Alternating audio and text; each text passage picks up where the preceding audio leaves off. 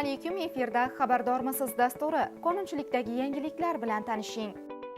Adliya vazirligi tomonidan joriy yilning 22-yanvaridan 22-fevraliga qadar respublika bo'ylab mulk huquqlari kafolatlari huquqiy oyligi o'tkazilmoqda.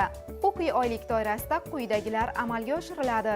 Ko'chmas mulkka oid hujjatlari mavjud bo'lsa-da, davlat ro'yxatidan o'tkazilmagan mulklarni davlat ro'yxatidan o'tkazishga ko'maklashish, mulk va yer solig'i bo'yicha soliq imtiyozlarini qo'llash, asossiz hisoblangan soliqlarni bekor qilish choralarini ko'rish, auksion orqali sotib olingan yer uchastkalari bo'yicha yuzaga kelgan muammolarni sudgacha hal etish, kadastr organlari tomonidan noqonuniy qo'llanilgan jarimalarni bekor qilishga yordam berish, jamoat ehtiyojlari uchun olib qo'yilgan yerlar bo'yicha kompensatsiya to'lovlarini undirishga ko'maklashish, mahallalarda ommaviy va sayyor qabullar tashkil etish, aholining huquqiy savodxonligini oshirish maqsadida videoroliklar, infografikalar, buklet va flayerlar tarqatish, ijtimoiy tarmoqlar va mahallalarda so'rovnomalar o'tkazish orqali mavjud muammolarni aniqlash. Adliya vazirligi barcha fuqarolarni huquqiy oylikda faol ishtirok etishga chorlaydi.